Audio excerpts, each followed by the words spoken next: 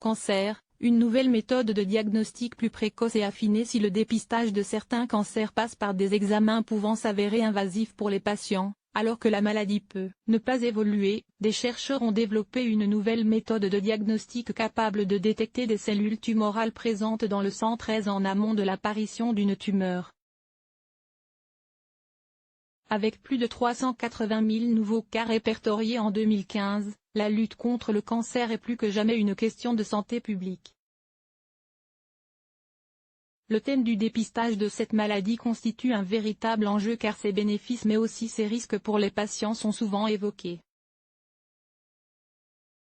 D'un côté, la précocité du diagnostic qu'il favorise constitue un facteur essentiel dans les possibilités de rémission du malade. Mais de l'autre, le dépistage expose aux risques propres des examens initiaux, cancer radio-induit, à ceux des examens complémentaires et à des interventions thérapeutiques inutiles en cas de faux positifs, comme le précise l'Institut national de la santé et de la recherche médicale, INSERM. Le dépistage peut notamment diagnostiquer des cancers de faible évolutivité qui n'auraient pas entraîné le décès du patient, c'est ce qui s'appelle le surdiagnostic. Aujourd'hui, il est proposé de traiter l'ensemble des cancers détectés, ce qui peut entraîner risque de surtraitement pour des cancers qui n'auraient pas ou peu évolué. Autrement dit, on risque donc de proposer un traitement dont le patient n'aurait pas eu besoin et pouvant être source d'effets secondaires ou de complications, explique l'Institut national du cancer.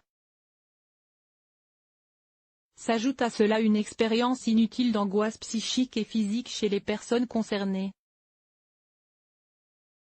Un nouveau type de dépistage, une raison qui explique pourquoi le débat est fréquemment relancé en France en ce qui concerne le meilleur mode de dépistage, le dépistage individuel.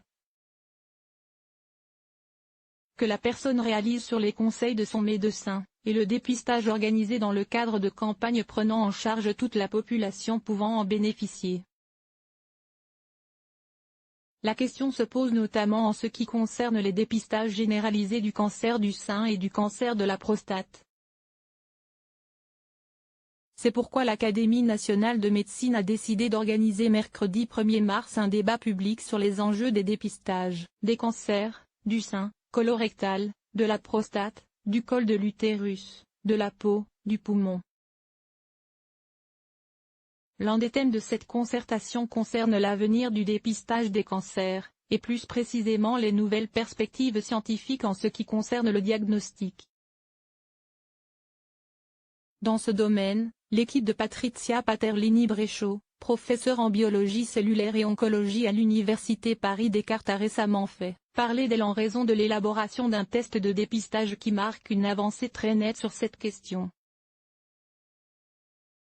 Leur méthode de diagnostic porte le nom de cytopathologie sanguinisée, isolement par taille des cellules tumorales, et permet d'identifier la présence de cellules cancéreuses dans le sang d'une personne.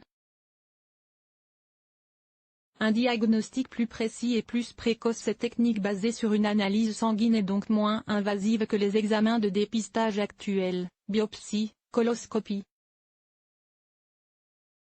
À partir d'une prise de sang, l'échantillon est traité par un appareil spécifique qui va isoler des cellules appelées cellules cancéreuses circulantes, CCC, marquant le début de l'invasion du cancer.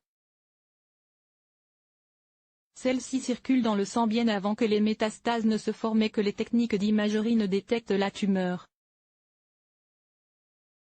La sensibilité de ce test sanguin est par ailleurs très élevée, avec un seuil de détection dans 83 à 100% des cas et il est possible de détecter ces cellules sur un simple prélèvement de 10 ml de sang. C'est-à-dire une cellule tumorale mélangée avec en moyenne 10 millions de leucocytes. Cette caractéristique est d'une importance clé pour détecter l'invasion du cancer à un stade très précoce, lorsque ces CCC sont encore très rares dans le sang, indiquent les chercheurs sur le site de leur société, Rare-Cell Diagnostic. Autre avantage, la cytopathologie sanguinisée identifie les CCC sans faux résultats positifs ni faux résultats négatifs. Les oncologues ont une information supplémentaire pour savoir si le cancer est devenu invasif. Ils peuvent utiliser la méthode pour avoir une information supplémentaire sur l'efficacité du traitement, ajoute-t-il. Le test peut donc être réalisé pour une surveillance sans traitement, pour diagnostiquer de possibles récidives et pour aider le médecin à évaluer si le traitement est efficace. Ce dernier est réalisé uniquement sur prescription médicale et au sein de 3 laboratoires partenaires à Paris, Nice et Naples. En outre, les chercheurs font savoir que la méthode est déjà utilisée à des fins de recherche dans plus de 14 pays. Les personnes qui souhaitent réaliser ce dépistage doivent néanmoins débourser 486 €, non remboursés par la Sécurité sociale. Étant donné qu'il ne permet pas de trouver le lieu précis de la tumeur, il est plus nécessaire de procéder à des examens complémentaires en cas de résultats positifs.